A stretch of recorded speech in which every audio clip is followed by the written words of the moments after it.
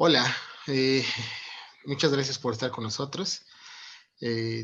Hoy tenemos el agrado de presentar un libro que se titula Nomadismos biopolíticos, miradas en torno a la producción de vida y muerte en el mundo contemporáneo.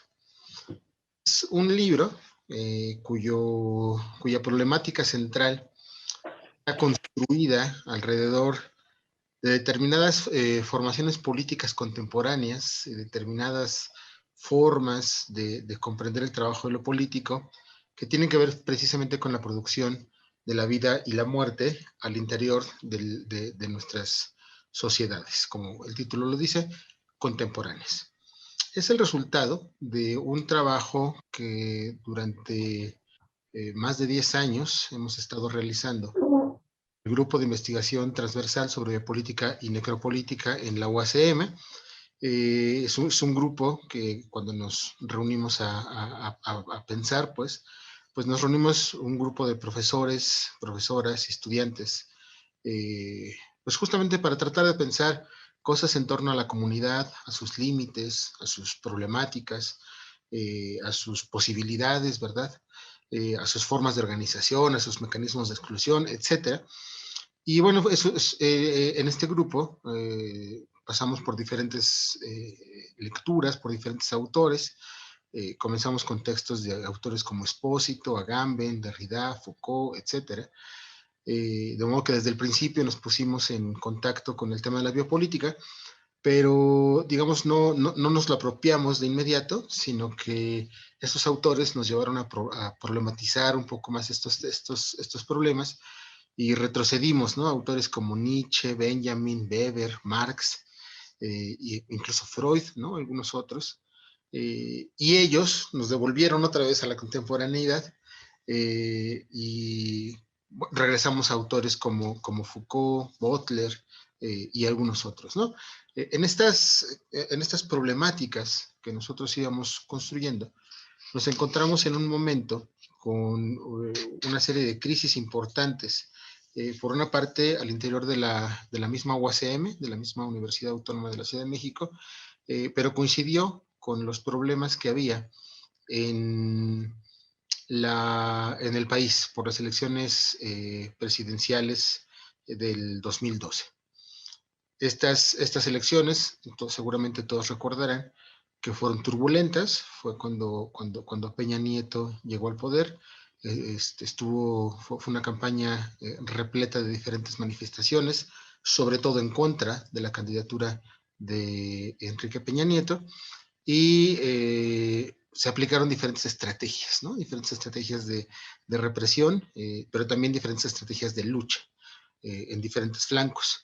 Este clima que se instauró tanto en la UACM como en el país nos instaló, digamos, de forma casi natural en torno a discusiones en torno al poder, al dominio y diferentes dispositivos que operaban tanto en la universidad como en el país, que tenían que ver con la seguridad, ¿no? Que tenían que ver con la salud, que tenían que ver con formas específicas de ejercicio de poder, que tienen que ver con la represión, con la milicia. Esto nos fue extendiendo hacia la migración, hacia las fronteras, hacia el racismo. Y todo ello nos instaló de lleno en la biopolítica. Y a partir de ese momento nos constituimos como grupo de investigación transversal sobre biopolítica y necropolítica. Ahora bien, es transversal precisamente porque si bien quienes estamos ahí, tanto profesores como estudiantes, en su mayoría pertenecemos estamos formados en la filosofía, también hay quienes no. Hemos contado en nuestro seminario con economistas, con biólogos, con biólogas, con psicólogas, con sociólogas, etcétera. Y eso pues nos ha enriquecido mucho el trabajo, ¿no? Eh, a partir de estas reuniones que nosotros hacíamos, de pronto comenzamos a profundizar más y más para tratar de comprender ya de lleno la noción de biopolítica, y luego se nos aparecieron temas como la necropolítica, de modo que nuestro horizonte problemático quedó perfectamente bien definido como en torno a las diferentes formas en las que en las sociedades contemporáneas producimos tanto vida como muerte, y como alrededor de ello hay un trabajo o una serie de trabajos políticos bastante específicos, ¿no? Entonces, en ese sentido, el libro que presentamos el día de hoy es un libro que es el resultado de los primeros años de nuestro seminario, en el que hicimos un par de coloquios, ¿no? Convocamos a colegas de Sinaloa, de Chihuahua, así como algunos otros estudiantes y profesores de la UNAM, etcétera, pero en su mayoría los textos están poblados por profesores y por estudiantes de la UACM, y tiene tres partes fundamentales. La primera de ellas tiene que ver con una serie de concepciones en torno a lo biopolítico, qué es la biopolítica, cómo se pone en marcha, sobre todo en contextos que tienen que ver con México, con el país de México. Hay un segundo apartado que tiene que ver con la violencia, con el terror y la muerte, y en él hay textos en torno a Ayotzinapa, ¿no? A la violencia que se vive en el país, sobre todo a partir del narcotráfico, en fin. Y hay un tercer apartado que tiene que ver con las formas de resistencia que se tejen frente a los dispositivos que modulan tanto la vida como la muerte en el país, ¿no? Entonces, este es como en términos muy generales la procedencia y la composición de este libro, es lo único que yo les quería decir, y en realidad me gustaría ahora darle la palabra a la maestra Alejandra Rivera, que es coordinadora de este grupo de investigación transversal, para que nos platique un poquito sobre ello. Gracias. Gracias, Billy. Pues es un gusto presentar este libro. Esta antología de textos es efectivamente el resultado de nuestras primeras elaboraciones, de nuestras primeras reflexiones como grupo de trabajo, es el resultado de nuestras discusiones tanto dentro del seminario como en el primer coloquio que realizamos como grupo de investigación dentro de la UACM, vinculados con profesores y profesoras, con estudiantes también de distintas instituciones, tal como lo había señalado.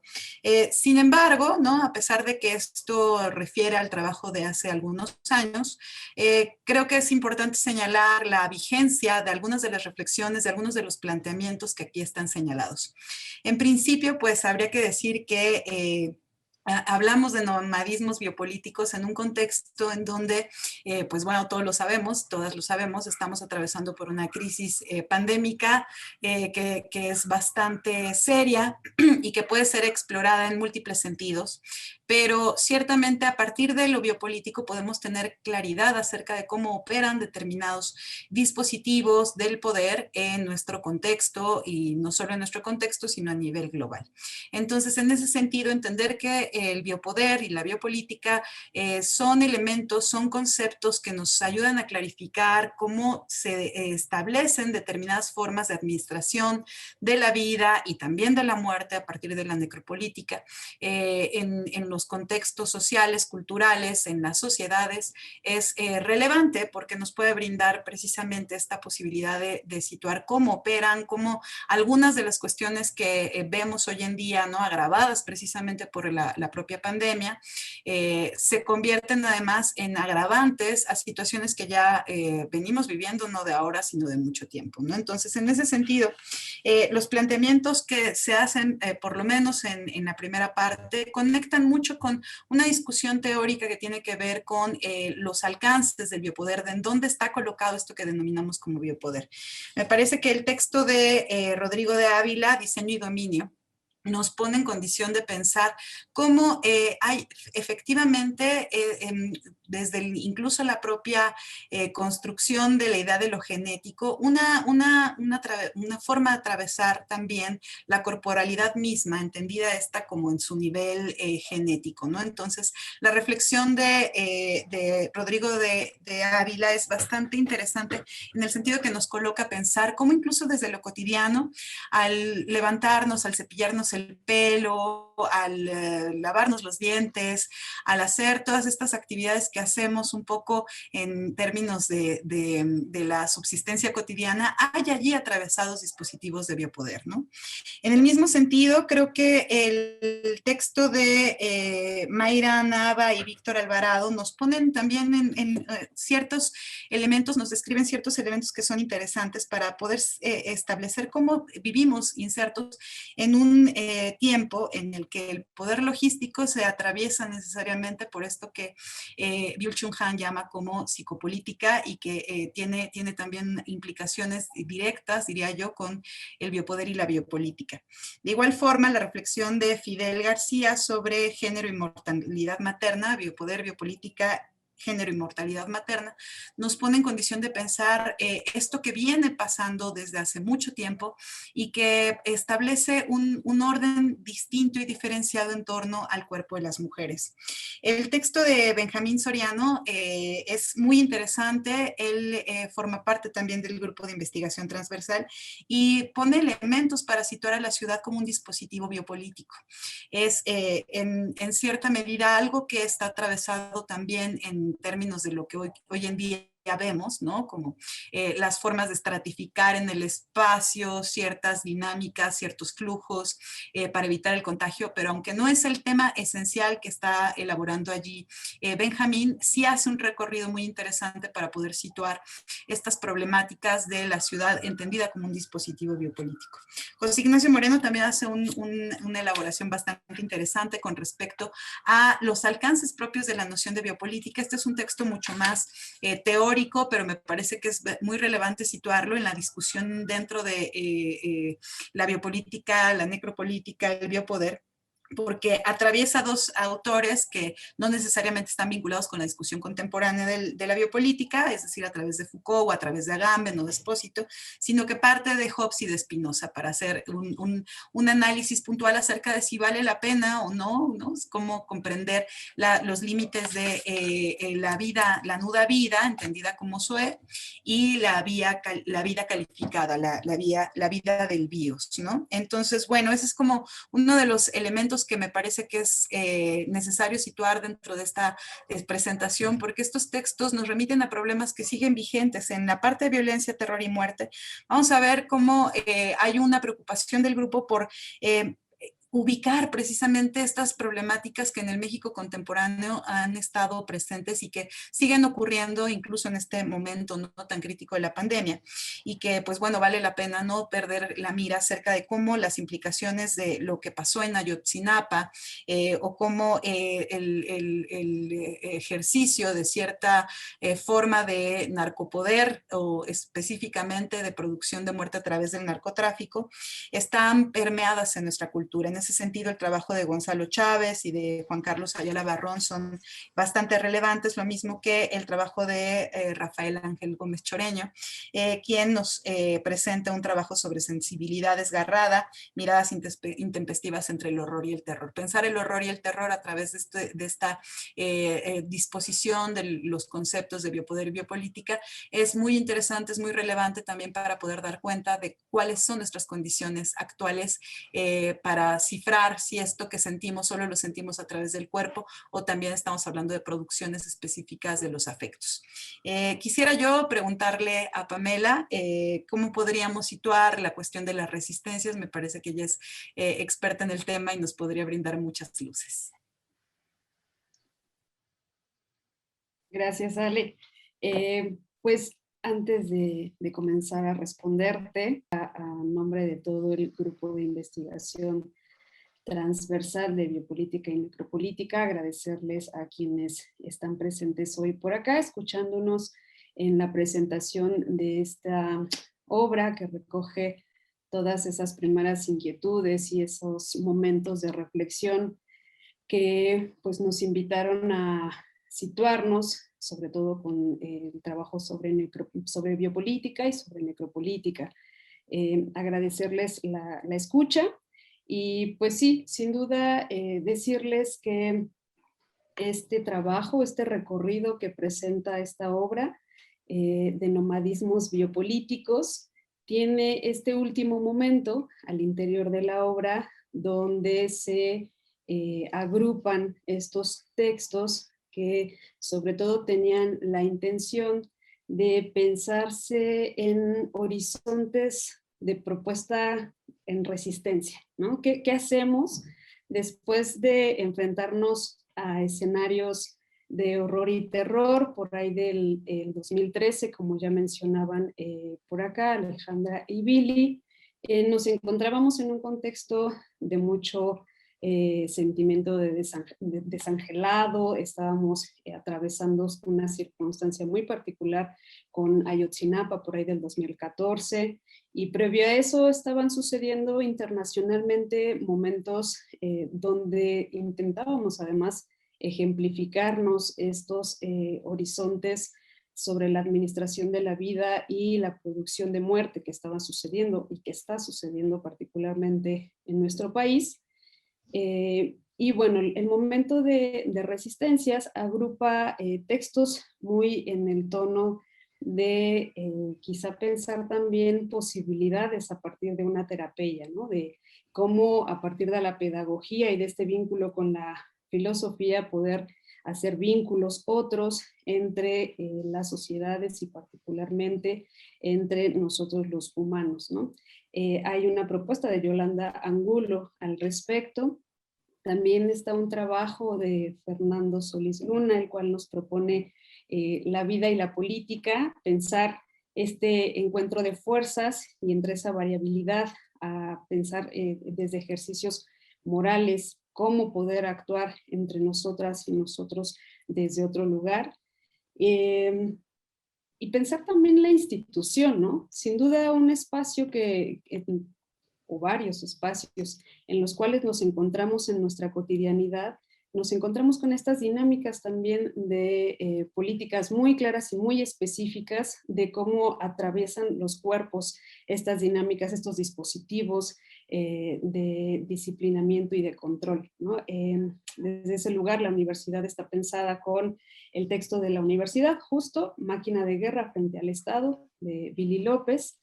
Y pues también hay otro momento, una propuesta desde una postura de Agamben, intentar pensar que la biopolítica menor puede ser ese otro lugar también de hacer resistencia a partir de definirnos desde distintas formas de ser, ¿no? Desde un ser múltiple, no unilateral, no único, sino desde un ser múltiple, y desde ahí comenzar a reflexionar. Y hay un texto ahí llamado Una biopolítica menor como forma de resistencia, justo para comenzar pues a lanzar como estas dinámicas de ideas que nos permitan sobre todo ver horizontes de posibilidad, ¿no? Una cosa que nos sucedía en el seminario, en los momentos de trabajo, era terminar completamente desangeladas y desangelados, ¿no? Sin ya quizá posibilidad de mirar horizontes y un futuro ahí presente entre nosotras y nosotros. Y bueno, estas reflexiones en colectivo permitían eso, ¿no? Esta dinámica de cómo hacer resistencia frente a todos estos ejercicios de la biopolítica que se ejercían sobre nosotras y nosotros. Y en ese sentido, pues también resaltar el trabajo que hemos hecho como grupo de trabajo, que en ese primer momento, como se menciona, pues estábamos inquietos todo el tiempo creando, organizando, juntándonos, ¿no? Interpelando todo el tiempo ya a las y los demás. Pues eso, gracias. Pues ya quizás yo como a modo de cierre para intentar aglutinar todo este mapa que ya de la cartografía del libro que ya nos hizo Pamela y Alejandra, por cierto que acá está. Pues yo quisiera como, sí de entrada agradecer la oportunidad de participar en este proyecto, que en realidad lo que intentaba era como, creo, generar un tipo de horizonte de lectura teórica con respecto a una serie de escenarios que ya dibujaba Billy, que no eran del todo esperanzadores, ¿no? Parecían escenarios que lo único que atisbaban era una especie de desamparo articulado a distintas escalas, ¿no? Una especie de desamparo político, experiencial, una especie de desamparo afectivo, es decir, institucional, ¿no? Es decir, parece que el escenario era poco claro, y no solo no claro, sino más inextricable, ¿no? Entonces, en ese sentido, creo que este grupo lo que intentó fue no solo intentar generar respuestas a una serie de preguntas ya dadas, sino replegarse un poco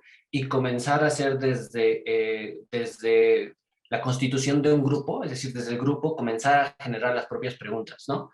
Ya no solo se trataba de asumir las preguntas y solo cada uno volcar una serie de respuestas, sino replegarse y configurar una serie de preguntas que tuvieran más sentido a lo que estaba pasando y de esa forma quizá articular una especie de lectura teórica principalmente, pero articulada desde también distintos saberes, ¿no? Distintas instituciones, ¿no? No solo hay estudiantes o había estudiantes de la UACM y profesores, sino también estaba de la UNAM, ¿no? Particularmente. Entonces, creo que este cruce de saberes y de horizontes de lectura permitió particularmente dar cuenta que este desamparo parecía articular a la base una serie de políticas que estaban articuladas desde ciertos rostros de la violencia, ¿no? Ya no solo aparecía un rostro de la violencia, sino lo que nos aparecieron fueron múltiples rostros y múltiples prácticas en las que se hacía ver la violencia, ¿no? Y parece que toda forma de lo político necesariamente articulaba ciertas prácticas de violencia, ¿no?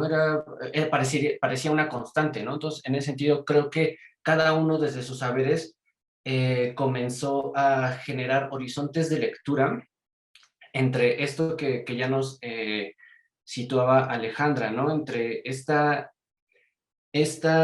tensión entre una serie de políticas de lo vivo y una serie de políticas de lo muerto, ¿no? Es decir, o de la muerte, perdón, es decir, ya no solo se trataba de pensar cómo se articulaba cierta producción de vida y su correlato con ciertas fuerzas o prácticas de poder, sino también cómo estaba apareciendo la muerte, ¿no? Cómo estaba aconteciendo y su relación directa con cierta constitución del poder, ¿no? Entonces, en esa búsqueda nos dimos cuenta que la relación poder-saber particularmente no necesariamente era tan directa, ¿no? Es decir, daba cuenta de que su articulación constituía una serie de variables que determinaban, sí, las formas de lo político, pero también las formas de lo social y de lo cultural, ¿no? Entonces, en ese sentido, creo que una de las preocupaciones más importantes era en qué momento llegamos a la aceptabilidad de que toda forma de lo político lleva inscrita una forma de la violencia, ¿no? Es decir, ¿por qué toda forma de gobierno necesariamente debe implicar una especie de razón de Estado que lleva grabada no solo una razón de Estado, sino una razón violenta, una razón racista, una razón bárbara, ¿no? Entonces, dar cuenta de que lo que estaba en el centro era una especie de núcleo